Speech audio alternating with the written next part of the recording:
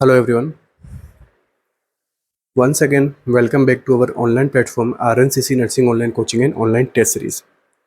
तो test series के regarding क्या है, आरएनसीसी ने जो है लॉन्च कर दी गई है आपके नोट सेट 8 के रिगार्डिंग मॉडल पेपर्स जो है अपने यहाँ पे लॉन्च कर दिए गए हैं, जिसके अंदर से एक जो है मॉर्निंग में टेस्ट है, एक आफ्टरनून में टेस्ट है और जो इवनिंग के अंदर जो है डेली आपको प्री नोट सेट स्पेशल आपको जो यहाँ पे टेस्ट आपको देखने को मिलता है।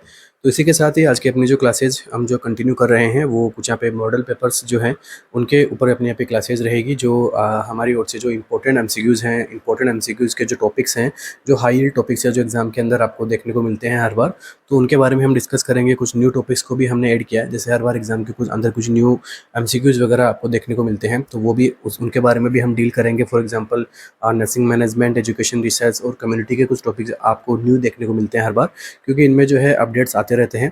तो इनको भी हम यहाँ पे क्या करेंगे, साथ साथ में अपनी क्लासेस के अंदर डील करेंगे। साथ में आपके जो बाकी के अदर सब्जेक्ट जो मेन सब्जेक्ट हैं, एमएसएन, ओबीजी, पीडिया, फंडा, साइकेट्रिक्स, उनके बारे में भी अपनी जो है एमसीक्यूज़ हम यहाँ पे मिक्स के अंदर कंटिन्यू करेंगे टिल नोट सेट प्री। उसके बाद में जो है मेंस के लिए अपने अलग से एमसीक्यूज़ रहेंगे, जिसमें प्रैक्टिकल सिनेरियो बेस्ड एमसीक्यूज़ आपको यहाँ पे देखने को मिलेंगे। तो कंटिन्यू अपने सेशंस रहेंगे। प्लीज़ आप सबसे एक रिक्वेस्ट है कि सभी जो अपने यहाँ पे नोटबुक्स को लेके बैठेंगे, कोई भी टॉपिक अभी यहाँ पे आपको न्यू लग रहा है उनको आप लिख लोगे, या फिर आपका कोई एमसीक्यू रॉन्ग हो रहा है उसको आप जो है अपने नोटबुक में नोट करोगे, ठीक है। ऐसा करने से क्या होगा, आपका एक तो उस एमसीक्यू के रिगार्डिंग आपका जो है थोड़ा कंसंट्रेशन ज़्यादा बनेगा वहाँ पे कि हाँ ये एमसीक्यू आपका रॉन्ग हुआ था तो उसका रीज़न ये था। तो इस प्रकार से हम अपनी प्रिपरेशन को बूस्टअप करते हुए आगे बढ़ेंगे। कॉन्फिडेंस भी बिल्डअप आपका होता रहेगा, कंटिन्यू आप डेली क्लासेस लोगे, डेली क्वेश्चन प्रैक्टिस करोगे, तो ज़्यादा से ज़्यादा आपको इस पीरियड पे क्या करना है, एग्जाम का नोटिफिकेशन आ चुका है, मैक्स टू मैक्स आपको क्या करना है, क्वेश्चन प्रैक्टिस आपको यहाँ पे करनी है, नेगेटिव मार्किंग्स पे कंट्रोल रखना है, ठीक है। चलिए स्टार्ट करते हैं अपने इस सेशन को। एमसीक्यू है अपना,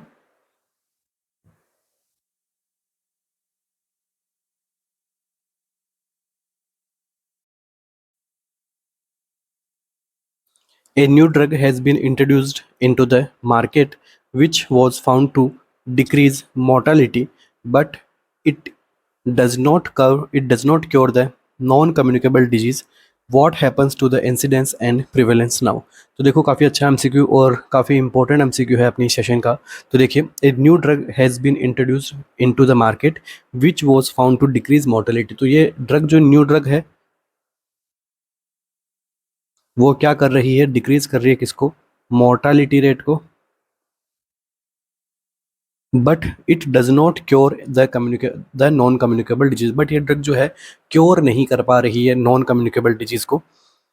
what happens to the incidence and prevalence rate. अब इस कंडीशन में जो इंसिडेंस है और जो प्रिवेलेंस है, इनमें क्या आपको देखने को मिलेगा, क्या कंडीशंस इनमें देखने को मिलेगी, क्या इंक्रीज होगा प्रिवेलेंस में, क्या इंक्रीज होगा इंसिडेंस में, डिक्रीज इन प्रिवेलेंस और डिक्रीज इन इंसिडेंस। तो क्या एमसीक्यू आपको यहाँ पे देखने को मिलेगा, इस एमसीक्यू का आंसर क्या रहेगा अपना यहाँ पे।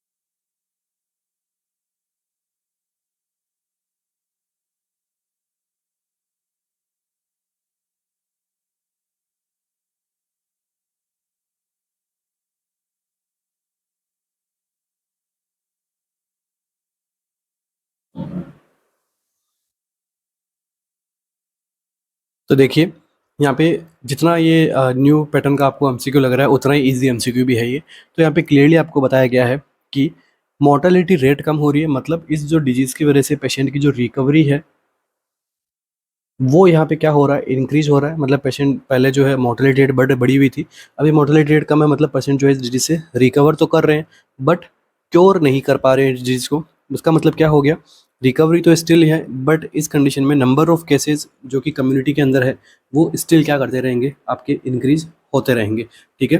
तो राइट आंसर अपना यहाँ पे क्या रहने वाला है इस एमसीक्यू में, incidence increase in the prevalence, ठीक है। तो इस एमसीक्यू में क्या होगा, प्रिवेलेंस जो आपका है वो कंटिन्यूसली आपका राइज होता रहेगा। एक तो जो सर्वाइवल पेशेंट है, ठीक है, जो क्योंकि पहले क्या था मोर्टेलिटी रेट थी, तो एक जो सर्वाइवल पेशेंट है वो भी यहाँ पे क्या हो रहे हैं, बढ़ रहे हैं, ठीक है। पहले अगर कोई पेशेंट की डेथ हो जाएगी तो उसको फिर यहाँ पे प्रिवेलेंस में क्या होता है, न्यू प्लस ओल्ड केसेस, ठीक है। इंसिडेंस में क्या होता है, new cases.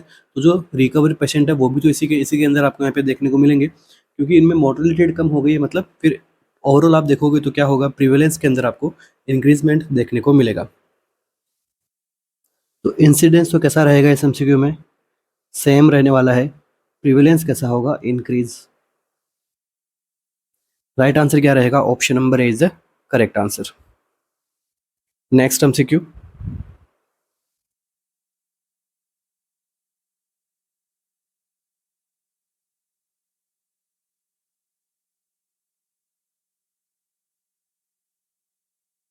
Which of the following is not done in Meta analysis. तो कौन सा ऑप्शन जो यहाँ पे मेटा एनालिसिस के अंदर आपको नहीं देखने को मिलता है, रेंडमाइजेशन, एब्स्ट्रैक्शन, स्क्रीनिंग और एलोकेशन।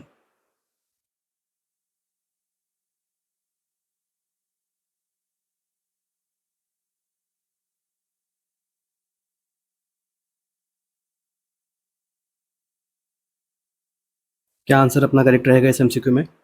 मेटा एनालिसिस के अंदर किसे आपको नहीं देखा जाता है, रेंडमाइजेशन यहाँ पे नहीं होता है, एब्स्ट्रैक्शन यहाँ पे नहीं होता है, स्क्रीनिंग नहीं होती, या फिर ऑल एलोकेशन आपको नहीं देखने को मिलता है।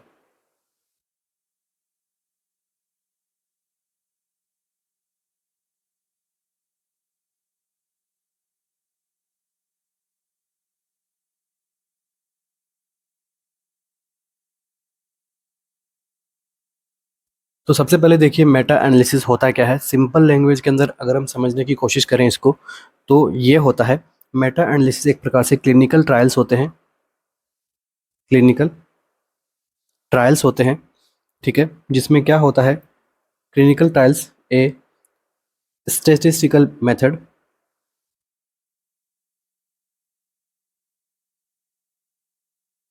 that combines the result of multiple studies to draw conclusions about treatment. तो देखो यहाँ पे क्या किया जा रहा है, एक क्लिनिकल ट्रायल होता है जो जिसके अंदर एक स्टैटिकल मेथड को हम यहाँ पे यूज़ करते हैं, मतलब क्या, जिसमें हम मल्टीपल स्टडीज़ के जो रिजल्ट है उनको हम एक कंबाइन करते हैं, फिर जो ट्रीटमेंट के ऊपर रिसर्च की जा रही है उसके किसी एक कंक्लूजन के ऊपर हम क्या करते हैं, पहुँचते हैं। तो इसमें किसे इंक्लूड नहीं किया जाएगा, रेंडमाइजेशन को, एब्स्ट्रैक्शन को, स्क्रीनिंग को या फिर एलोकेशन को। तो यहाँ पर क्या होता है, गुड मेटा एनालिसिस स्टडी के लिए आपके पास में 4 बेसिक स्टेप्स होते हैं, ठीक है, 4 यहाँ पे बेसिक स्टेप्स आपको यहाँ पे पढ़ाए जाते हैं। कौन कौन से होते हैं 4 बेसिक स्टेप्स? फर्स्ट वन आपको यहाँ पे देखने को मिलेगा क्या, आइडेंटिफिकेशन।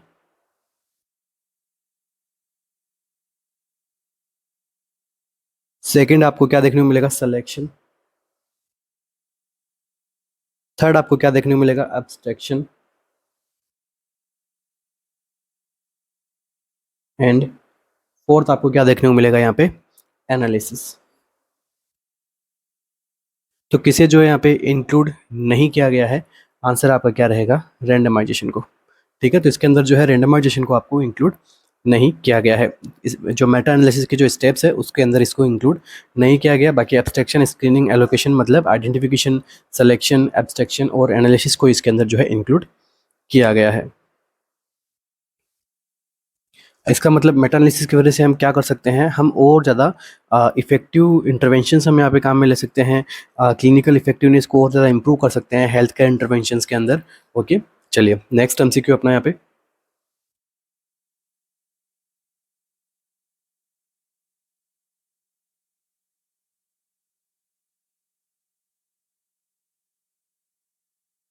सब unit vaccine of hepatitis B content which of the following antigens.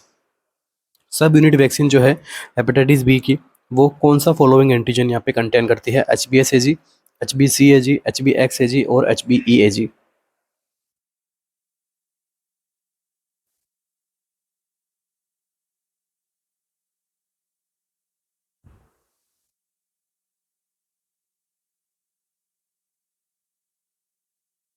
तो कौन सी एंटीजन को हम यहाँ पे यूज में लेते हैं सब यूनिट वैक्सीन में?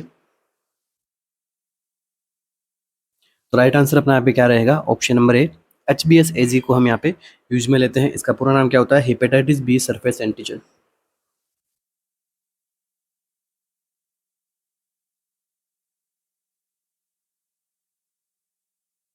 को हम यहाँ पे यूज में लेते हैं। तो इसको हम कहाँ पे इंट्रोड्यूस करते हैं, यीस्ट के अंदर, ठीक है। यीस्ट के अंदर करने के बाद में इसको जो यहाँ पे जो है वैक्सीन को यहाँ पे प्रिपेयर किया जाता है, ठीक है। It is an example of recombinant vaccine, ठीक है। तो जो है यहाँ पे रिकॉम्बिनेंट डीएनए टेक्नोलॉजी से ये वैक्सीन क्या होती है, आपकी प्रिपेयर होती है। नेक्स्ट एमसीक्यू, बस ये सिंपल एमसीक्यू पूछा गया था, डायरेक्ट उसका आंसर क्या रहेगा, एचबीएस एजी। नेक्स्ट एमसीक्यू अपना, which of the following is the best study design to demonstrate the relationship between cause and effect? कौन सी स्टडी डिज़ाइन है वो बेस्ट डेमोन्स्ट्रेट करती है relationship between cause and effect, ठीक है। कॉज एंड इफेक्ट के रिलेशनशिप को कौन सी स्टडी जो है बेस्ट डिज़ाइन, या फिर मैं कहूँ कि बेस्ट यहाँ पे जो है डेमोन्स्ट्रेट कर पाती है, cohort study, case control study, clinical trial और क्रॉस सेक्शनल स्टडी। क्या आंसर रहेगा अपना यहाँ पे, which of the following is the best study design to demonstrate the relationship between cause and effect? तो सिंपल आंसर है अपना यहाँ पे क्या रहेगा, ऑप्शन नंबर ए, कोहॉर्ट स्टडी, ठीक है। तो कोहॉर्ट स्टडी एक ऐसी स्टडी है जो किसी भी डिजीज के कोज और उसके इफेक्ट के बारे में, या फिर किसी भी कंडीशन जो अपने यहाँ पे स्टडी करते हैं उसके अंदर जो हम ट्रायल्स वगैरह देखते हैं तो उसके अंदर डिजीज का कोज और उसका होने वाला इफेक्ट, इन दोनों के बारे में एक बेटर रिलेशनशिप को डेमोन्स्ट्रेट कौन सी स्टडी कर पाती है, कोहॉर्ट स्टडी। नेक्स्ट एमसीक्यू,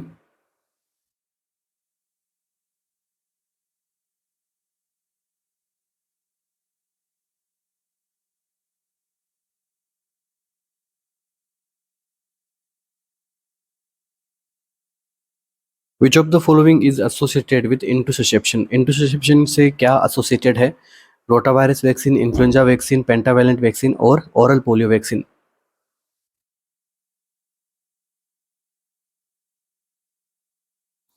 क्या आंसर आपको देखने को मिलेगा,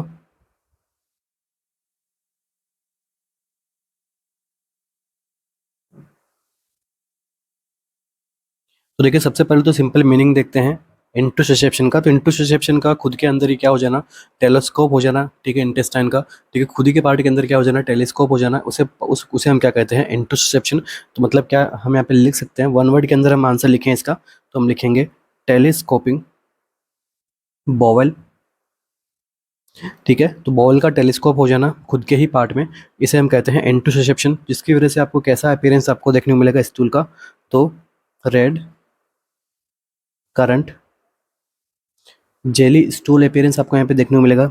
इसके अलावा आपको कैसा एब्डोमेन, जब आप यहाँ पे असेसमेंट करोगे तो आपको कैसा आपको यहाँ पे फील होगा, वहाँ पे सॉसेज शेप मास,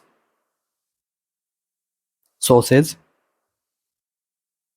शेप्ड मास वहाँ पे फील होगा, ठीक है। इसके अलावा और आपको क्या कंडीशन आपको देखने को मिल सकती है, इसका डायग्नोस करने के लिए हम क्या करेंगे, कॉन्ट्रास्ट सिनेमा दे सकते हैं। इसके अलावा और आपको क्या देखने को मिलेगा, यहाँ पे इंटेस्टाइनल पॉलिप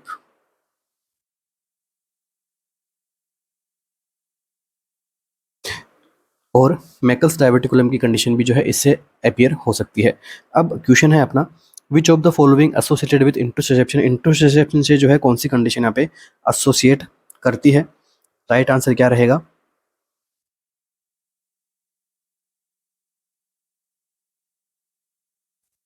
तो यहाँ पे अपना करेक्ट आंसर जो रहने वाला है वो रहेगा रोटावायरस वैक्सीन, ऑप्शन नंबर ए अपना यहाँ पे करेक्ट आंसर रहेगा। तो इंटरसेप्शन की रिस्क इंक्रीज हो जाती है आफ्टर बच्चे को यहाँ पे जब हम रोटावायरस की वैक्सीन लगाते हैं, ओरल रूट से हम यहाँ पे प्रोवाइड करते हैं, और ये रोटावायरस क्या करता है, इन्फ्लामेशन करता है स्टमक का, इंटेस्टाइन का, जिससे कौन सी कंडीशन डेवलप होती है, gastroenteritis.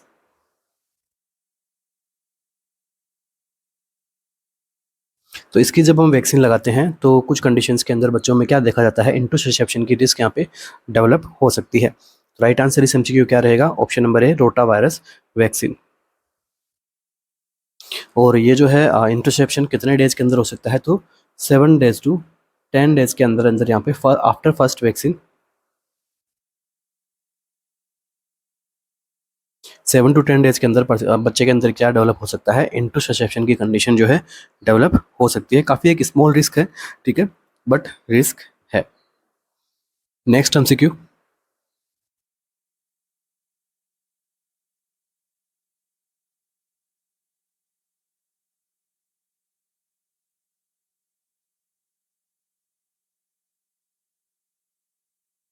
Difference between the incidence and difference between the incidence in exposed and unexposed group is best given by। Exposed group और अनएक्सपोज्ड ग्रुप के बीच में अगर आपको डिफरेंस देखना है, वो भी किसका, इंसिडेंस का, तो किससे हम देख सकते हैं, रिलेटिव रिस्क से, एट्रीब्यूटेड रिस्क से, एट्रीब्यूटेबल रिस्क से, ऑड रेशियो से, या फिर पॉपुलेशन एट्रीब्यूटेबल रिस्क से। Difference between the incidence in exposed and non exposed group, ये किसके मदद से हम यहाँ पे असेस कर सकते हैं इनके बारे में, या फिर डिफरेंस हम असेस कर सकते हैं, रिलेटिव रिस्क को असेसमेंट करके, एट्रीब्यूटेबल रिस्क को असेसमेंट करके, ऑड रेशियो को देख के, या फिर पॉपुलेशन एट्रीब्यूटेबल रिस्क को असेस करके। क्या रहेगा अपने यहाँ पे करेक्ट आंसर?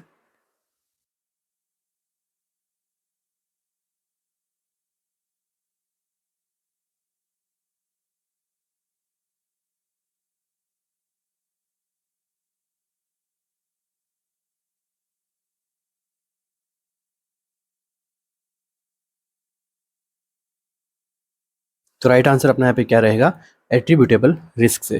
ठीक है, तो एट्रीब्यूटेबल रिस्क की मदद से हम क्या कर सकते हैं, डिफरेंस का पता लगा सकते हैं इंसिडेंस इन एक्सपोज्ड और अनएक्सपोज्ड ग्रुप। ठीक है, किसी भी डिजीज से कोई पर्सन एक्सपोज्ड हुआ है, अनएक्सपोज्ड हुआ है, उनके बीच क्या इंसिडेंस का हम डिफरेंस देखना है, तो वो हम किसकी मदद से देख सकते हैं, एट्रीब्यूटेबल रिस्क को असेस करके हम उसका पता लगा सकते हैं। Next MCQ,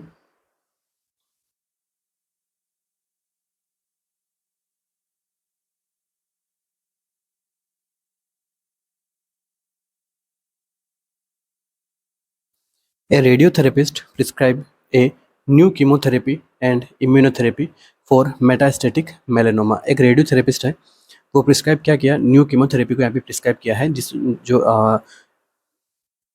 prescribe a new chemotherapy and immunotherapy for metastatic melanoma को यहाँ पे जो है प्रिस्क्राइब किया गया है।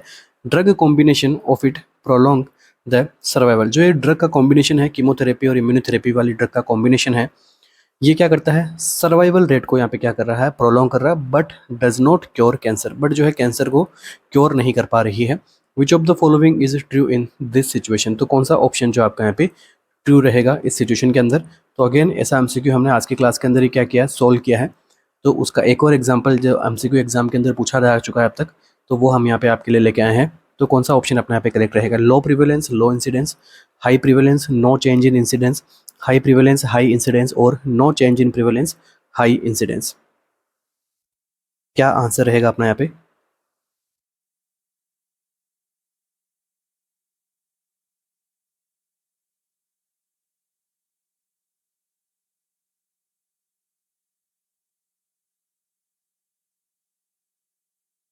तो देखिए, एक चीज आपको ध्यान रखनी है, जो नॉन कम्युनिकेबल डिजीज है उनके अंदर मोस्ट ऑफ द टाइम पे क्या आपको देखने को मिलता है, जो इंसिडेंस जो होता है वो क्या देखने को मिलता है आपको, सेम देखने को मिलता है। ठीक है, मोस्ट ऑफ द टाइम, ऐसा नहीं कि हर बार ही सेम मिलेगा, but most of the time हम कह सकते हैं। तो ये जो कैंसर है वो अगेन एक नॉन कम्युनिकेबल डिजीज के अंदर आपको देखने को मिल रहा है। तो देखो यहाँ पे दो चीज़ है, तो ऑप्शन जो ए यहाँ पे हम अगर हम दो चीज़ देख रहे हैं, उसमें से ए हमारे पास में क्या है, सर्वाइवल क्या हो रहा है, प्रोलॉन्ग हो रहा है। सर्वाइवल क्या हो रहा है, प्रोलॉन्ग हो रहा है। मीन्स इसका मतलब क्या हो गया, मीन्स जो डेथ हो रहा है क्लाइंट की, वो डेथ में क्या हो रहा है, डिले हो रहा है।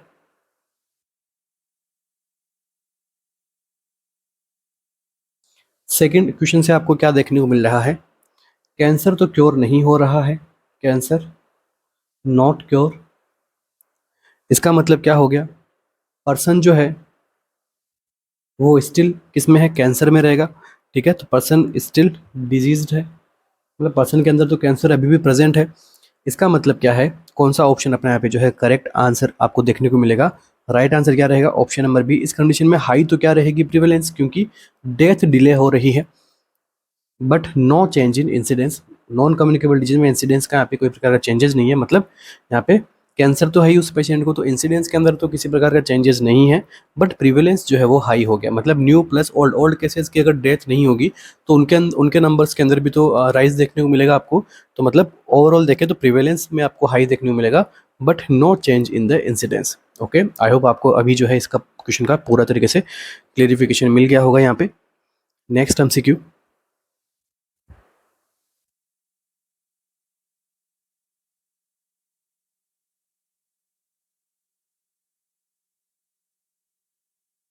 The preferred epidemiological study of rare disease.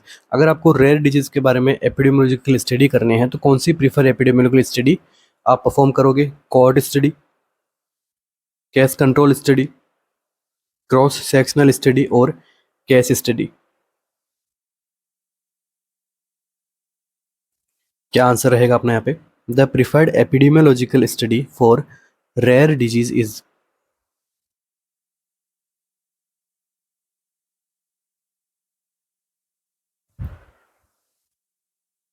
तो देखिए स्टडी ऑफ चॉइस हम यहाँ पे लिख लेते हैं। अगर डायरेक्ट ऐसा एमसीक्यू आपको फर्दर एग्जाम में देखने को मिले तो अपना आंसर क्या हो जाए, करेक्ट हो जाए। तो study of choices, first one है आपका रेयर डिजीज। तो रेयर डिजीज के बारे में आपको एपिडेमियोलॉजिकल स्टडी करनी होती है तो कौन सी स्टडी ऑफ चॉइस अपना यहाँ पे रहेगा? तो आंसर क्या रहेगा? Case control study. Option number जो है बी अपना यहाँ पे क्या रहेगा, करेक्ट आंसर रहेगा। केस कंट्रोल स्टडी हम क्या कर सकते हैं, रेयर डिजीज की एपिडेमियोलॉजिकल स्टडी कर सकते हैं। सेकेंड है आपको यहाँ पे देखो rare risk factor.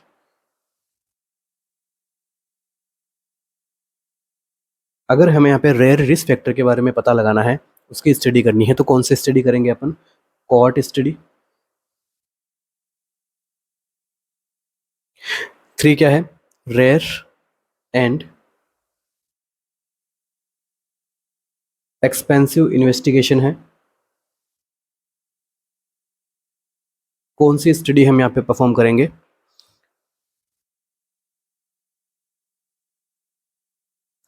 Nested case control study को हम यहाँ पे परफॉर्म करेंगे।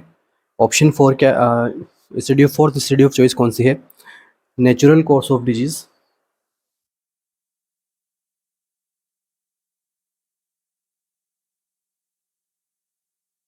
तो कौन सी स्टडी हम यहाँ पे परफॉर्म करते हैं? Cohort study.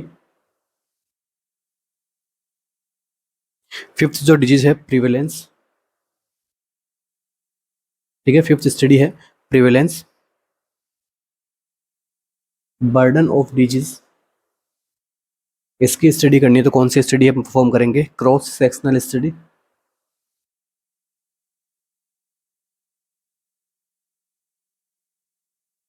And last study है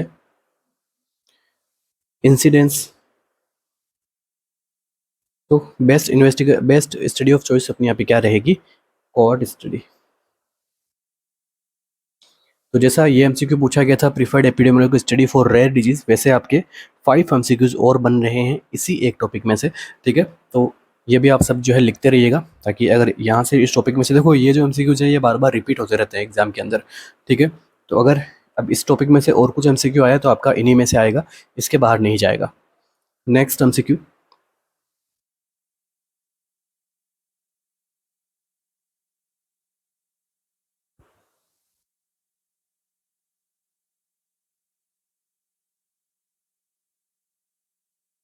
population at risk is used as denominator in calculation of। Population at risk is used as denominator, तो किसकी कैलकुलेशन जब हम करेंगे उसके डिनोमिनेटर में क्या आपको देखने को मिलेगा? Population at risk. तो ये किसे हम कैलकुलेशन कर सकते हैं? मॉर्टेलिटी रेट को, इंसिडेंस रेट को, प्रिवेलेंस को और रिलेटिव रिस्क को। क्या आंसर रहेगा अपने यहाँ पे?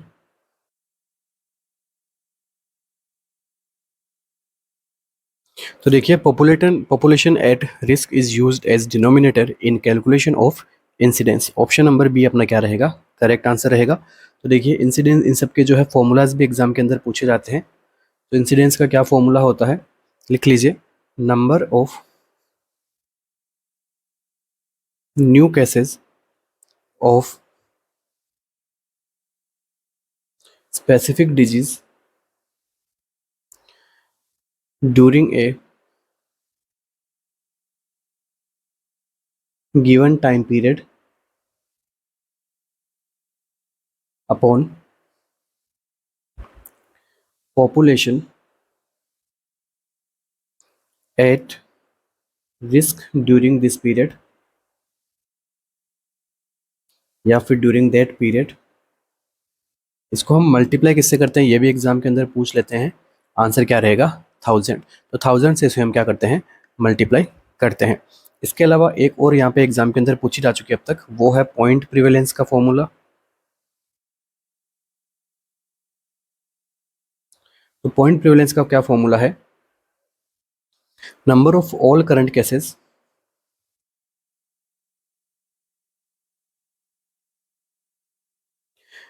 Old plus new of A specific disease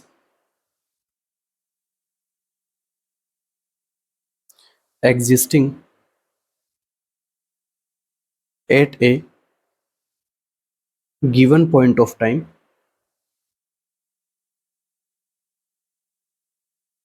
upon estimated population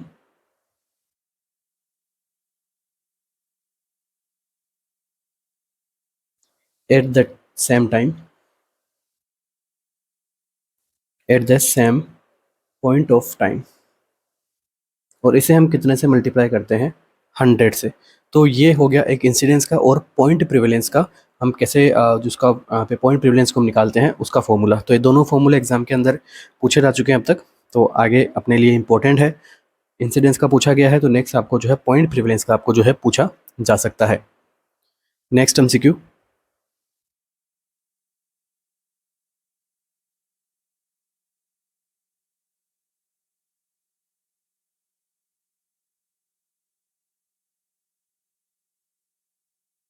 in proportional mortality rate for a specific disease denominator is. Proportional mortality rate जो एक स्पेसिफिक डिजीज के लिए हम यहाँ पे देखते हैं, उसमें डिनोमिनेटर क्या रहेगा? Mid year population during death year, population at risk in specific area, total death in that year, और attributable death of a particular disease. तो जो आज का अपना ये टॉपिक है, अपने एपिडेमियोलॉजिकल स्टडी को हम यहाँ पे टच कर रहे हैं, ठीक है। तो ये एमसीक्यूज आगे आपको इन टॉपिक में से आगे आपको नहीं देखने को मिलेंगे, क्योंकि एग्जाम अब एकदम नियर बाई है अपने। तो जो अपने को लगता है कि हाँ ये टॉपिक अपने इंपॉर्टेंट है, हमें करवाने हैं आपको यहाँ पे एमसीक्यू सेशंस के अंदर, और बाकी अपनी टेस्ट सीरीज वगैरह कंटिन्यू है, ठीक है। वहाँ पर भी आप क्या कर सकते हो, इन ऐसे एमसीक्यूज की फर्दर और अच्छी तरीके से प्रैक्टिस कर सकते हैं, नेगेटिव मार्किंग पे कंट्रोल कर सकते हैं, ठीक है। तो इन सब क्वेश्चंस को मैं आगे डील नहीं करूँगा अपने सेशंस के अंदर, तो ये यहीं पे हो चुके हैं। तो इसके आगे बहुत सारा अपना सिलेबस है, उसके अंदर भी हमने कुछ 100 टॉपिक्स हमने इसे चूज़ किए हैं, जो एग्जाम के अंदर आपको वहाँ से 60 to 70% पेपर आने के चांसेस होते हैं उन टॉपिक में से, जो हमें लगता है वो हम यहाँ पे क्या करेंगे, डिस्कस करेंगे। और एज प्रीवियस हमने ऐसा ही किया था, काफ़ी अच्छा अपना रिजल्ट रहा था, ठीक है। उसी के बेसिस के ऊपर हम अपनी ये क्लासेज रख रहे हैं। तो देखिए, in proportional mortality rate for a specific disease denominator is. अब इस कंडीशन में अपना डिनोमिनेटर क्या रहेगा प्रोपोर्शनल मोर्टेलिटी रेट में? Mid year population during that year, population at risk in a specific area, total death in that year, और attributable death of a particular disease. Right answer अपना यहाँ पे क्या रहेगा? Option number C, total death in death year. तो देखिए, proportional mortality rate, क्या formula रहता है इसका? Number of death from A specific disease in a year. इसमें अब डिनोमिनेटर क्या रहेगा आपका? Total death from all cause in that year, और इसको हम कितने से मल्टीप्लाई करेंगे? तो 100 से। तो ये आपका रहता है प्रोपोर्शनल मोर्टेलिटी रेट का फॉर्मूला। इंपॉर्टेंट है, फॉर्मूलाज एग्जाम के अंदर पूछे रहते हैं। Next MCQ.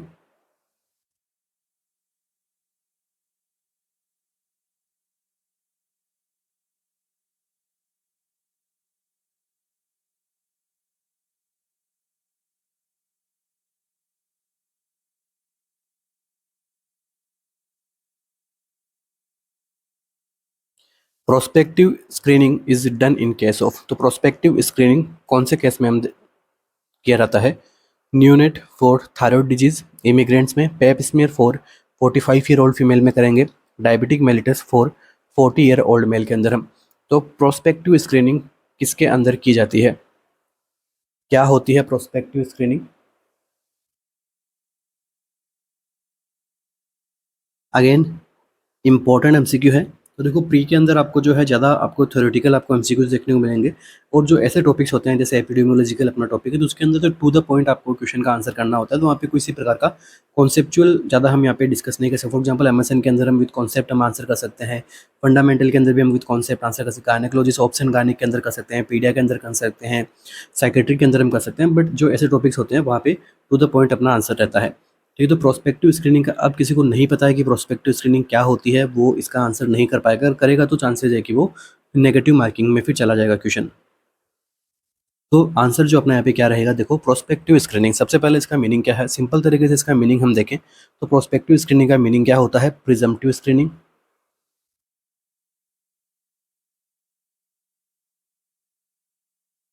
और इसी को ही हम क्या बोल सकते हैं? Predictive screening. ओके, अब ये होती क्या है? ये एक प्रकार से जो कौन से केसेस के अंदर की जाती है, तो ऐसी डिजीज़ के इवेंट्स,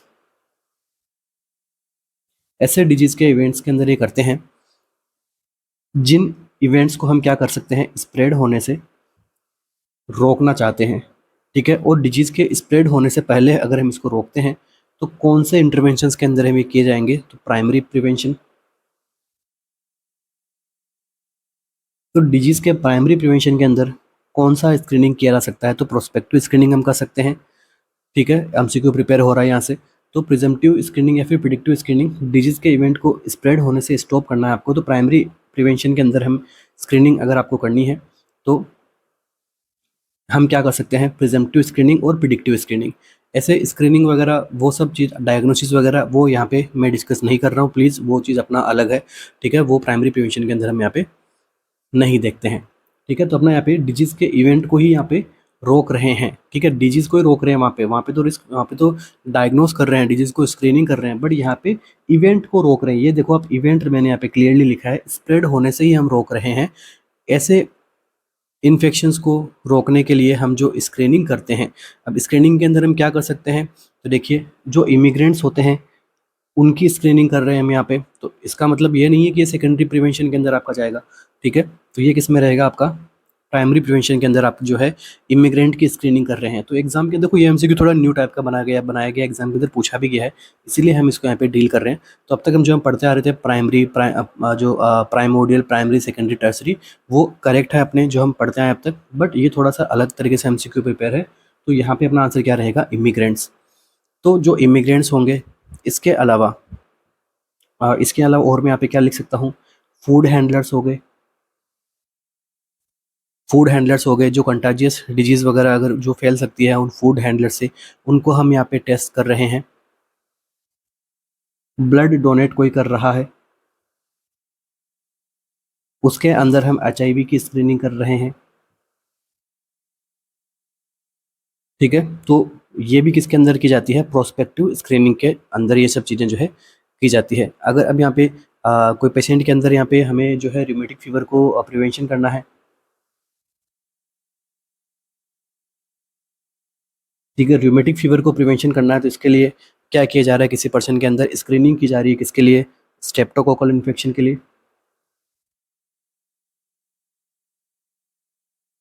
वो भी जो है इसी के अंदर जो है की जाएगी। ठीक है, तो आपका आंसर क्या रहेगा? Prospective screening is done in case of immigrants, immigrants के केस में की जाती है। ठीक है, और जो है फूड हैंडलर्स के अंदर हम कर सकते हैं, जो कंटाजियस डिजीज़ को ट्रांसफ़र कर सकते हैं। ब्लड डोनेट किया जा रहा है, उसमें एचआईवी जो है यहाँ पे नहीं है। ठीक है, जो वहाँ पे जो एचआईवी स्क्रीनिंग की जा रही है वो यहाँ पे प्रोस्पेक्टिव स्क्रीनिंग के अंदर आपको देखने को मिलेगा। रूमेटिक फीवर से प्रिवेंशन के अंदर हम किसी पर्सन की स्क्रीनिंग कर रहे हैं without no sign and symptom, कुछ नहीं है यहाँ पे, जस्ट स्क्रीनिंग कर रहे हैं वहाँ पे स्ट्रेप्टोकोकल इन्फेक्शन के लिए। तो वो यहाँ पे किसमें देखने को मिलेगा? आपके प्रोस्पेक्टिव स्क्रीनिंग के अंदर। अब देखिए, एक ये तो हो गया प्रिजम्पटिव या फिर प्रोस्पेक्टिव, इसी के सिमिलर एक और स्क्रीनिंग होती है, वो होती है प्री प्रिस्क्रिप्टिव स्क्रीनिंग। तो जो ये प्रिस्क्रिप्टिव स्क्रीनिंग है ये किस में की जाती है? केस डिटेक्शन में। तो जो केस डिटेक्शन का जो काम है आपका कौन से लेवल ऑफ प्रिवेंशन के अंदर आपको देखने को मिलता है? सेकेंडरी प्रिवेंशन के अंदर। तो अब आपको जो है इनमें कंफ्यूज नहीं होना है, ठीक है। प्रिजम्पटिव स्क्रीनिंग, प्रिडक्टिव मतलब हम ऐसे प्रिडिक्ट करना चाह रहे हैं वहाँ पे, ठीक है। प्रोस्पेक्टिव स्क्रीनिंग करना चाह रहे हैं वहाँ पे, प्रिजम्पटिव स्क्रीनिंग करना चाह रहे हैं, तो एक प्राइमरी प्रिवेंशन का ये पार्ट बन जाता है। अगर वहाँ पे प्रिस्क्रिप्टिव स्क्रीनिंग कर रहे हैं जिसमें केस का डिटेक्शन किया जाता है तो वो किस में आएगा? फिर सेकेंडरी प्रिवेंशन के अंदर आपको देखने को मिलेगा। तो थोड़ा सा अलग अपना टॉपिक है बट इंपॉर्टेंट है, आ सकता है एग्जाम के अंदर आ गया तो काफ़ी अच्छा रहेगा अपने के लिए, क्योंकि हमने इसको क्या किया यहाँ पे डिस्कस कर लिया गया अच्छे से। और इसके एग्जाम्पल्स भी मैंने आपको यहाँ पे लिखवाए हैं, इन एग्जाम्पल्स को याद रखना।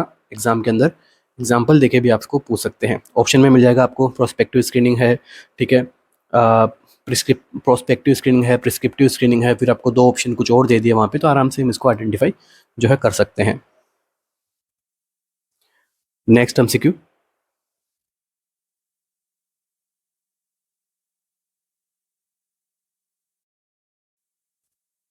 इसी के साथ ही आगे बढ़ने से पहले आप सभी के लिए एक छोटी सी information but very very important information है। तो आरएनसीसी की जो टीम की ओर से जो है, RNCC nursing coaching online test series की ओर से जो है क्या किया गया है, mega revision test series launch कर दी गई है फॉर द नॉट 8 एग्ज़ाम, ठीक है। तो इसके अंदर आपको जो है क्या मिलने वाला है, एकदम जो हाई यील्ड एमसीक्यूज है अपने यहाँ पे वो आपको यहाँ पे देखने को मिलेंगे, ठीक है। और आपके जो मोस्ट ऑफ द जो टॉपिक है वो ये अकॉर्डिंग टू यहाँ पे एग्ज़ाम सिलेबस आपका ये टेस्ट सीरीज आपके यहाँ पे बनाई गई है, जिसके अंदर जो टॉपिक के अंदर आपको जो है मोस्ट प्रोबेबल एमसीक्यूज जो एक तो जो रिपीट होते आए हैं उनको भी जो है यहाँ पे अच्छे से डील किया गया है, उनके फर्दर आगे और एमसीक्यूज बनाए गए हैं, ठीक है, जो हमारी ओर से एक बेस्ट एमसीक्यूज बन सकते हैं आपके अपकमिंग एग्जाम में नॉट सेट 8 में। अब क्या है इस टेस्ट सीरीज़ के अंदर उसके बारे में एक बार मैं आपको छोटा सा एक यहाँ पे ओवरव्यू बता देता हूँ। तो ये जो टेस्ट सीरीज़ है वो है NORCET 8 pre exam special daily test series, ठीक है। तो इसके अंदर आपको क्या देखने को मिलेगा, एक टेस्ट आपको जो है मॉर्निंग में देखने को मिलेगा, ओके, जो 6 AM पे आपको यहाँ पे देखने को मिलेगा। एक टेस्ट आपको आफ्टरनून में देखने को मिलेगा 2 PM पे। एक टेस्ट आपको देखने को मिलेगा नाइट में, ठीक है। तो दिन में आपको जो है टोटल 3 टेस्ट आपको यहाँ पे सोल्व आउट करने को मिलेंगे। तो फर्स्ट मॉर्निंग और जो आफ्टरनून का जो आपको टेस्ट मिलेगा वो मिलेगा अकॉर्डिंग टू टॉपिक और सिस्टम वाइज, ठीक है। इसी के साथ ही डेली आपको जो नाइट में आपको जो टेस्ट मिलने वाला है वो रहेगा आपका प्री नॉट जो 8 है उसके एग्ज़ाम सिलेबस के अकॉर्डिंग आपको यहाँ पे टेस्ट देखने को मिलेगा। तो आपकी जो प्रिपरेशन है वो एग्ज़ाम से पहले कंप्लीट सिलेबस के आपके यहाँ पे प्रिपरेशन हो जाएगी with best MCQ with best explanation, ठीक है। तो ये आपके लिए एक गोल्डन अपॉर्चुनिटी अपने यहाँ पे हो सकती है, ठीक है। आप ज़रूर अपनी जो यहाँ पे जो भी आपकी क्वेरीज है वो आप हमारे सपोर्टिव नंबर पे कॉल और मैसेज कर सकते हैं। हमारा सपोर्टिव नंबर आपको यहाँ पे नीचे मैंशनड है 9588856774। टोटल इसके अंदर कितने टेस्ट आपको मिलेंगे, टोटल इसके अंदर आपको 132 टेस्ट आपको यहाँ पे मिलने वाले हैं, जिसके अंदर से 74 आपको क्या मिलेंगे, सब्जेक्ट के टेस्ट मिलने वाले हैं। Subject and topic based test कितने हैं, 74, और 58 जो है नॉट सेट प्री के आपको यहाँ पे टेस्ट मिलने वाले हैं according to exam syllabus, okay. सारे के सारे एमसीक्यूज हाई यील्ड एमसीक्यूज अपने यहाँ पे रहने वाले हैं, जो कि आपको एग्जाम को टारगेट करने के लिए काफ़ी अच्छा आपके लिए एक माध्यम बन सकता है, ठीक है। साथ में आपकी नेगेटिव मार्किंग को भी ये काफ़ी अच्छे से कंट्रोल करने की एक कोशिश रहेगी आप सबकी। आपका मोटिवेशन यहाँ पे बूस्टअप होगा।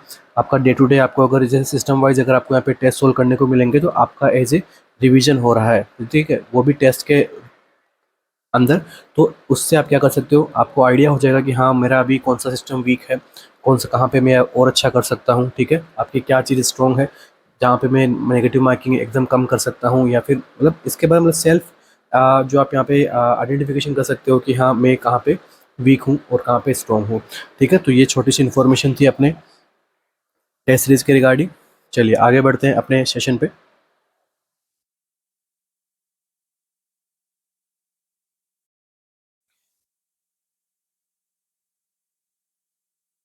For side to side movement, right left movement at the neck, which of the following joint is involve.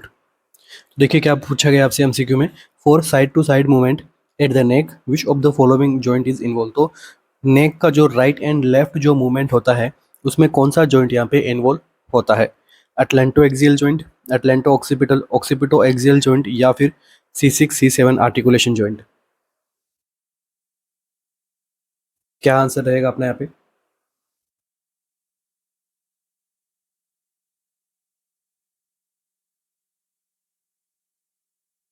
For side to side movement at the neck which of the following joint is involve?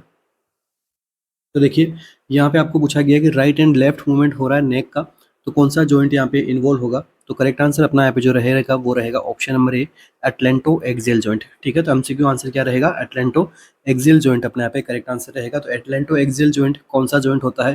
तो अगर आपको यहाँ पे C1 C2 अगर आपको joint आपको देखने को मिलता है ऑप्शन के अंदर, तब भी अपना राइट आंसर क्या रहता? C1 C2। ठीक है, तो ये क्लासिक एग्जाम्पल है किसका? नेक्स्ट आपका एमसीक्यू ये बनेगा यहाँ से कि कौन से टाइप का जॉइंट है। तो एमसीक्यू आंसर आपका जो रहेगा वो क्या रहेगा? Pivot joint. ओके, तो हम जो है एमसीक्यू से एमसीक्यू यहाँ पे आगे बढ़ते हुए हम यहाँ पे ऐसे प्रिपरेशन हम यहाँ पे कंटिन्यू करेंगे टिल नॉट सेट। तो C1 C2 जॉइंट अगर ऑप्शन में रहता तो वो भी अपना यहाँ पे करेक्ट आंसर रहता। और पाइवोट जॉइंट ये किसका यहाँ पे एग्जाम्पल है? किसका? पाइवोट जॉइंट का। तो ये पाइवोट जॉइंट क्या हेल्प करता है रोटेटरी मूवमेंट के अंदर?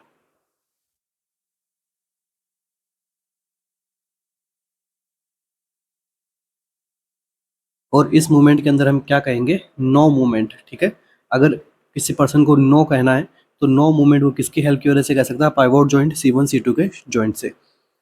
Next MCQ.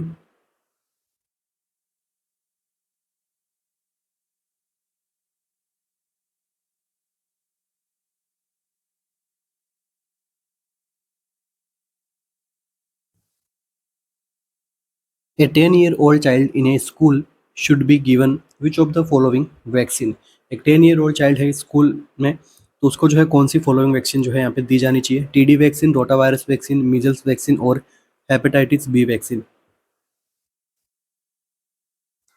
क्या आंसर रहेगा अपना यहाँ पे? तो नेशनल इम्यूनाइजेशन शेड्यूल के अकॉर्डिंग एक 10-year-old चाइल्ड है जिसे कौन सी वैक्सीन जो यहाँ पे दी जानी चाहिए? और एमसीक्यू से हम वही डील कर रहे हैं जो एग्जाम के अंदर आ सकते हैं, और जो कुछ एग्जाम के अंदर अभी रिसेंट एग्जाम्स के अंदर पूछे गए उन्हीं टॉपिक को हम यहाँ पे डील करते हुए, क्योंकि वो ट्रेंडिंग में टॉपिक है, तो यहाँ से आपको भी समझ आ जाएगा कि हाँ वैक्सीनेशन का टॉपिक आपको कवर करके जाना है। 90% चांस है इस टॉपिक से आपको एक या दो एमसीक्यूज देखने के मिल मिल सकते हैं, क्योंकि ये ऐसे टॉपिक होते हैं जो एग्जामिनर देता ही देता है। क्यों? और ये जो टॉपिक है वो आपकी नर्सिंग केयर के अंदर भी काफ़ी ज़्यादा हेल्प करते हैं। ठीक है, और किसी भी डिजीज़ के डायग्नोसिस के अंदर हेल्प करते हैं। किसी सर्जरी से पहले कुछ जैसे प्री एनेस्थीसिया चेकअप होते हैं उसके अंदर भी बच्चे को यहाँ पे वैक्सीनेशन हुआ है नहीं हुआ है इन सब के बारे में जो है असेसमेंट करना होता है। तो ये काफ़ी इंपॉर्टेंट टॉपिक बन जाता है अपना। तो देखो 10-year-old चाइल्ड के अंदर आपको वैक्सीनेशन करना है, तो किसका करोगे? राइट आंसर क्या रहेगा यहाँ पे? टीडी। ठीक है, ऑप्शन नंबर ए अपना क्या रहेगा?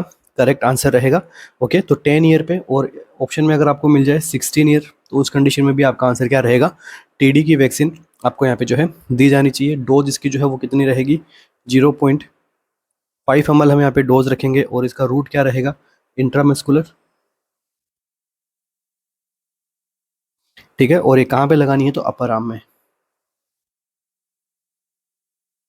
जस्ट कॉमन एमसीक्यूज है अपने ये।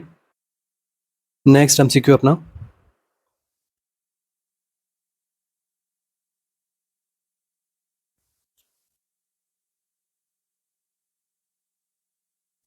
विच of the following option are correct? तो कौन से ऑप्शन है जो अपने यहाँ पे करेक्ट स्टेटमेंट है? Vaccine vial monitor has a chemical indicator in the circle which changes colour. Vaccine while monitor gives an idea for number of days for expiry of the vaccine. It is the only tool among all time temperature indicator that is available at any time in the process of distribution and at the time a vaccine is administered at health center. It indicate whether the vaccine has been exposed to a combination of excessive heat over time and whether it is likely to have been damaged. Vaccine while monitor tell about the efficacy of the vaccine. The expiry date of vaccine can be relaxed if the vaccine while monitor is intact. तो कौन सा option अपना correct रहेगा? तो देखो options के अंदर हम यहाँ पे लिख लेते हैं। ठीक है, ऑप्शन नंबर ए जो है आपका वो है 1, 2 and 4 are correct. Option number B जो है वो क्या बता रहा है? 1, 3 and 5 are correct.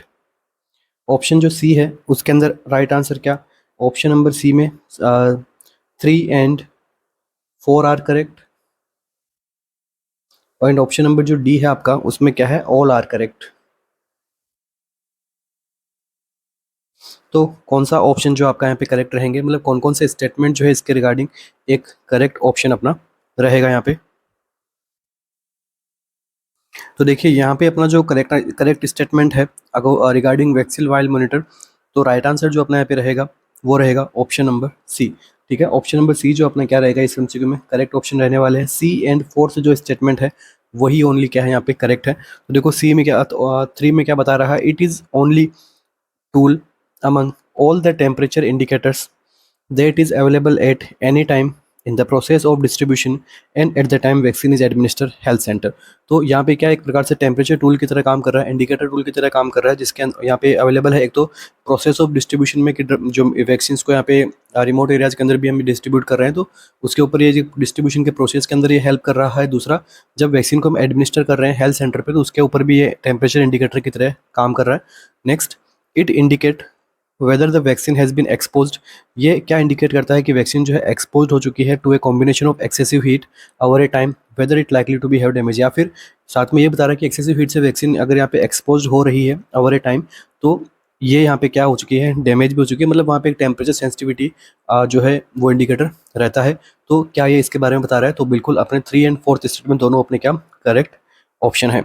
Vaccine vial monitor has a chemical indicator in the circle which changes colour, तो केमिकल इंडिकेटर नहीं है, ठीक है, ये क्या है, एक टेम्परेचर इंडिकेटर है। तो ऑप्शन नंबर ए तो आपका एक्सक्लूड हो जाएगा।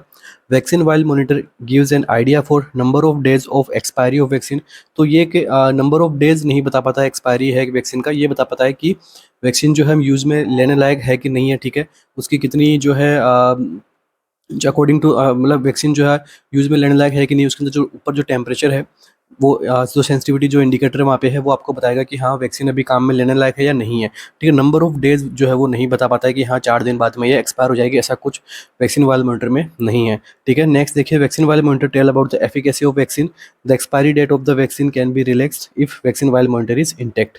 तो आपके करेक्ट आंसर यहाँ पे क्या रहेंगे, 3 and 4 is correct option. Next MCQ,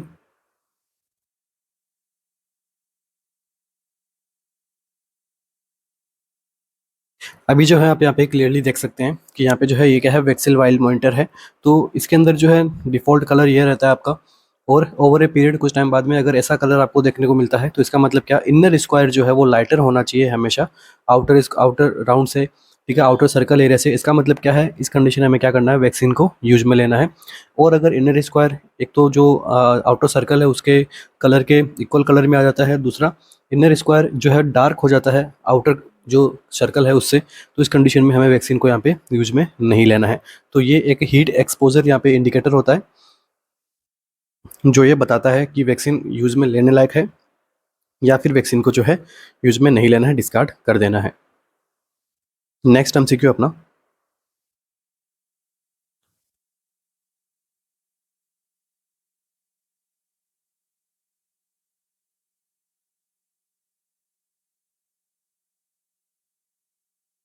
which of the following is incorrect for the vaccine vial monitor, तो कौन सा स्टेटमेंट जो है वैक्सीन वाइल मॉनिटर के रिगार्डिंग इनकरेक्ट स्टेटमेंट है।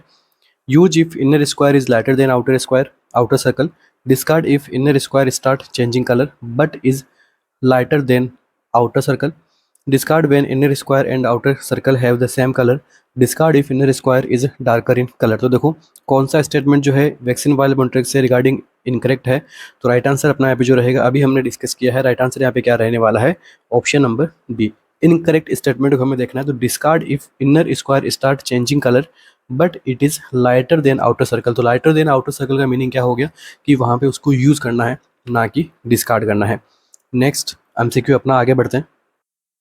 तो यहाँ पे हम इसको देख सकते हैं, अगर यहाँ पे इनर स्क्वायर लाइटर है, ठीक है, तो inner square lighter than outer square if the expiry date has not been passed use the vaccine, ठीक है। एक तो हम यहाँ पे एक्सपायरी डेट को भी हम यहाँ पे देख सकते हैं, दूसरा हम इस इंडिकेटर को भी हम यहाँ पे देख सकते हैं।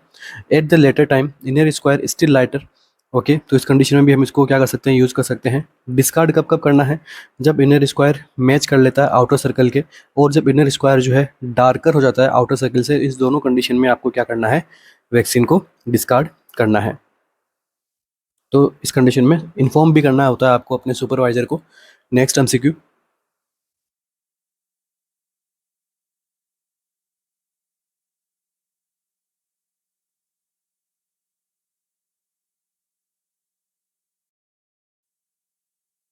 Most specific screening test for vitamin D deficiency is.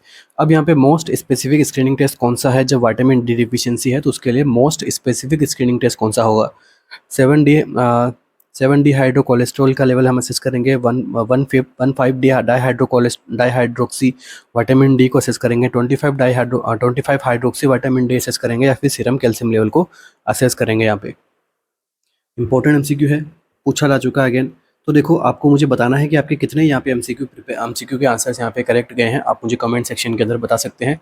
तो यहाँ से मुझे क्या होगा, एक आइडिया हो जाएगा कि हाँ, आपका जो स्टडी का जो लेवल है वो किस तरह का है। ठीक है, नोट सेट के अंदर जो है ऐसे एमसीक्यूज आपको प्री में फॉर श्योर देखने को मिलेंगे, वन लाइनर्स आपको बहुत सारे देखने को मिलेंगे वहाँ पे। मेंस जो है ज़रा प्रैक्टिकल बेस आपका टॉपिक रहेगा, वहाँ पे हम प्रैक्टिकल बेस की भी स्टडी करेंगे अच्छे से, एक एक चीज़ को। आपका कुछ भी नहीं बचेगा एग्जाम के अंदर जो ऐसा कुछ आपको जो पढ़ाया हुआ नहीं हो। ठीक है, कुछ एमसीक्यूज यहाँ पे ऐसे होते हैं जो हर बार नए होते हैं, बट इसके अलावा जो 80 to 90% क्वेश्चंस जो हम यहाँ पे सोल्व करेंगे, उनमें जो टॉपिक्स हैं वो आपको देखने को मिल सकते हैं एग्जाम के अंदर।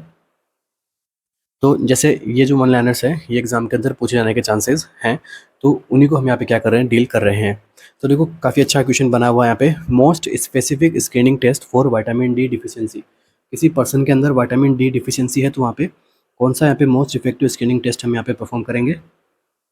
राइट आंसर अपने यहाँ पे क्या रहने वाला है।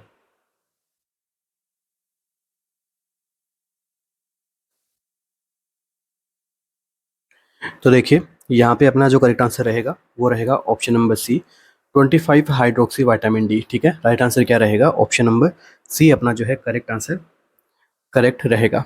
तो विटामिन डी 3 का लेवल जो हम यहाँ पे असेस करते हैं, और हम ये किससे असेस करते हैं, बाय RIA। ठीक है, और दूसरा यहाँ पे हम क्या कर सकते हैं, HPLC को भी हम यहाँ पे क्या कर सकते हैं, असेस कर सकते हैं। नेक्स्ट देखिए, अगर आपको एमसीक्यू पूछ ले विटामिन ई के लिए कौन सा मोस्ट स्पेसिफिक स्क्रीनिंग टेस्ट है असेस करने के लिए, तो वहाँ पे आपका आंसर क्या रहेगा, ratio of alpha tocopherol to total plasma lipid. ये टेस्ट हम किसके लिए परफॉर्म करेंगे, विटामिन ई के लिए। इसके अलावा नेक्स्ट अगर आपको पूछ ले विटामिन के लिए कौन सा टेस्ट यहाँ पे मोस्ट स्पेसिफिक स्क्रीनिंग टेस्ट जो है रहेगा, वो है प्रोथ्रोम्बिन टाइम।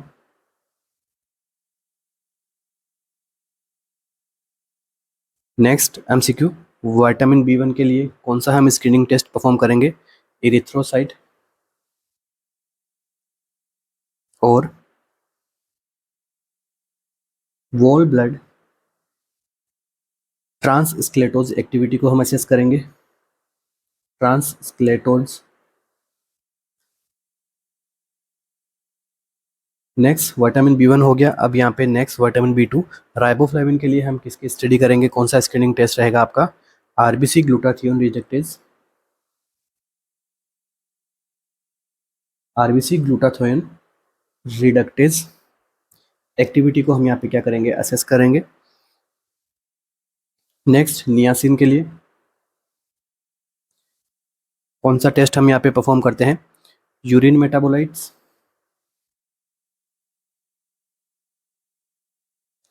ठीक है। और जो है यहाँ पे नेक्स्ट आपका जो विटामिन आपको देखने को मिलता है वो है B6 के लिए हम कौन सा है मोस्ट स्पेसिफिक स्क्रीनिंग टेस्ट अपना यहाँ पे रहेगा, एंजाइम से। ये हम यहाँ पे परफॉर्म करवा सकते हैं, रेडियो इम्यूनो से हम यहाँ पे परफॉर्म करवा सकते हैं। लास्ट आपका विटामिन कौन सा बचता है, विटामिन सी। इसके लिए कौन सा स्क्रीनिंग टेस्ट हम परफॉर्म करते हैं, measured by colorimetric, fluorometric and HPLC method से इनकी जो है स्क्रीनिंग यहाँ पे की जाती है। तो कुछ मेथड्स हैं regarding for example vitamin E की डिफिशियंसी होगी तो आपको क्या असेस करना है, विटामिन की डिफिशियंसी हो गई क्या असेस करना है, बी वन की डिफिशियंसी, बी टू की डिफिशियंसी, नियासिन की डिफिशियंसी, बी सिक्स की डिफिशियंसी, विटामिन सी की डिफिशियंसी, इन सब की डिफिशियंसी होती है तो आपको किसका लेवल आपको असेस करना होता है, या फिर मोस्ट स्पेसिफिक स्क्रीनिंग टेस्ट क्या होता है इनके लिए, जैसे एग्जाम में एमसीक्यू पूछा गया था आपको, बाकी के लिए भी हमें क्या करना है, प्रिपेयर करना है। नेक्स्ट एमसीक्यू अपना,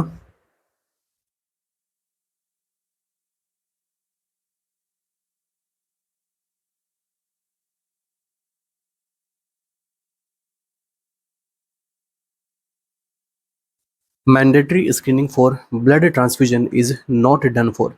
तो मैंडेटरी स्क्रीनिंग जो की जाती है ब्लड ट्रांसफ्यूजन के लिए, वो किसके लिए हम नहीं करते हैं, एचआईवी को आइडेंटिफाई करने के लिए, एचबीवी को, ईबीवी को और एचसीवी को।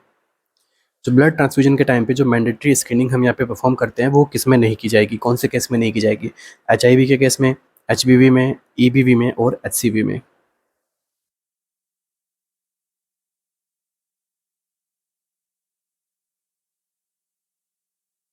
तो ये जो आपका टॉपिक है इसमें देखने को मिलेगा क्या, mandatory screening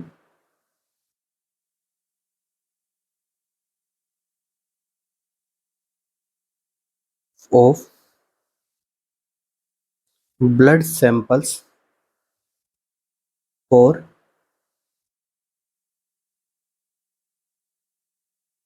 identification disease eight blood bank is done for, किसके किसके लिए की जाएगी। तो देखो फर्स्ट वन जो क्या है, सिफिलिस के लिए।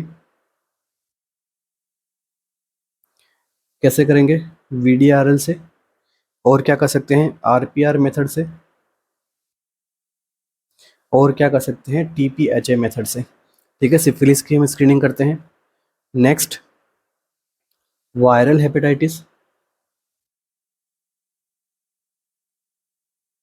तो इसमें वायरल हेपेटाइटिस ए के लिए करते हैं, बी के लिए हम यहाँ पे परफॉर्म करते हैं जिसमें हम एच बी एस एजी देखते हैं, हेपेटाइटिस सी के लिए हम यहाँ पे परफॉर्म करते हैं जिसमें एंटी एच सी वी हम यहाँ पे परफॉर्म करते हैं, और ये किस में देखते हैं यहाँ पर, एलाइजा के अंदर।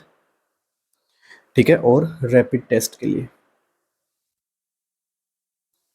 नेक्स्ट जो कंडीशन है वो है एच आई वी वन और H I V two. H I V one और एच आई वी टू इनकी हम स्टडी करते हैं, एंटीबॉडी को असेस करते हैं हम यहाँ पे अगेन एलाइजा से। और सेकंड क्या रहेगा, रैपिड, हम यहाँ पे जो रैपिड टेस्ट होते हैं वो यहाँ पे परफॉर्म किए रहते हैं। इसके अलावा और क्या करते हैं अपन, मलेरिया पैरासाइट के लिए।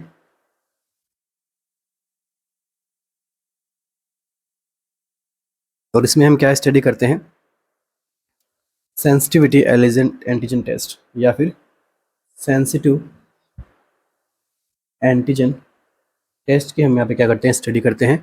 तो इस एमसीक्यू में अपना राइट आंसर जो है वो रहेगा क्या, ऑप्शन नंबर सी, ईबीवी।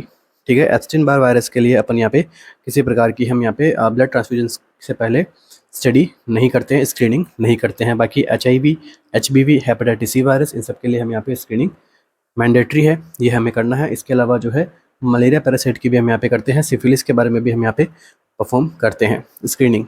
ठीक है, तो इसके बारे में आपको एमसीक्यू पूछे, काफ़ी अच्छा एमसीक्यू अपने यहाँ पे प्रिपेयर हो रहा है, एग्जाम के अंदर इंपॉर्टेंट है। नेक्स्ट एमसीक्यू अपना,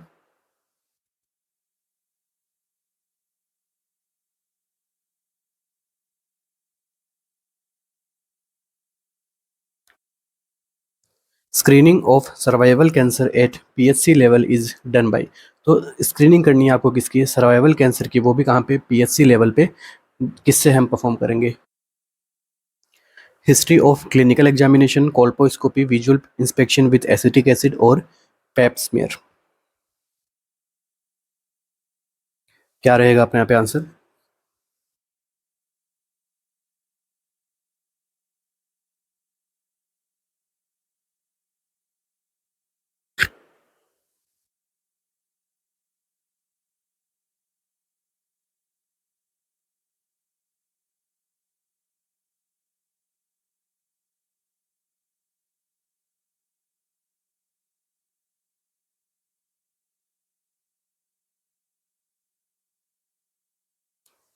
तो देखो प्राइमरी हेल्थ सेंटर के ऊपर आपको पूछा गया है।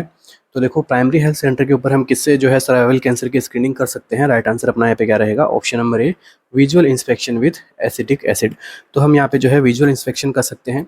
एसिटिक एसिड कितना यहाँ पे यूज़ करेंगे, तो 5% एसिटिक एसिड हम यहाँ पे यूज़ करके विजुअल इंस्पेक्शन कर सकते हैं। विजुअल इंस्पेक्शन कर सकते हैं यहाँ पे। और जो है ल्यूगोल सॉल्यूशन से हम यहाँ पे जो है विजुअल इंस्पेक्शन कर सकते हैं। हम यहाँ पे स्क्रीनिंग टेस्ट हम यहाँ पे यूज़ में लेते हैं। तो इनके लिए कोई हमें यहाँ पे सोफिस्टिकेटेड कोई इंस्ट्रूमेंट हम यहाँ पे नहीं चाहिए होते हैं। तो अगर आपको पीएचसी के ऊपर जो है स्क्रीनिंग करनी है सर्वाइवल कैंसर की, तो वो जो आप एसिटिक एसिड की मदद से हम यहाँ पे कर सकते हैं। बाकी देखो अगर आपको सीएचसी लेवल अगर आपको दे दिया क्वेश्चन के अंदर, ठीक है, सीएचसी लेवल पे, तो सीएचसी लेवल पे हम जो यहाँ पे स्क्रीनिंग करेंगे सर्वाइवल कैंसर का, तो वो किसके हम कर सकते हैं, पेप स्मीयर से। ओके, तो ये 2 एमसीक्यू अपने यहाँ पे प्रिपेयर हो रहे हैं।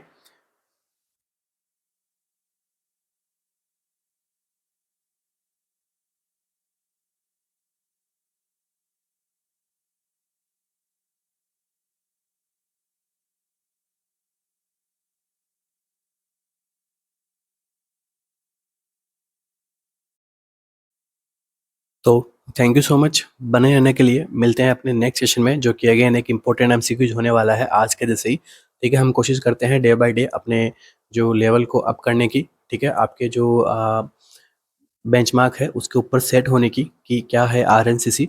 ठीक है, तो डे बाय डे हम जो है इम्प्रूव करते रहेंगे, आपको भी जो है इम्प्रूव करवाते रहेंगे। ठीक है, इसके अलावा अपकमिंग एग्जाम्स के लिए आप सबको प्रिपेयर होना है। अपनी टेस्ट सीरीज वगैरह सब इन सब यहाँ पे अवेलेबल है आरएनसीसी के ऑफिशियल ऐप पे।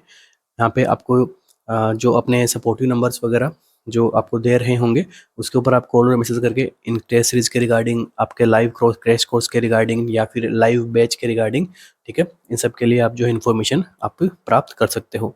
तो wish all the best, thank you so much बने रहने के लिए। मिलते हैं अपने नेक्स्ट सेशन में, तब तक पढ़ते रहिए, आगे बढ़ते रहिए। Thank you.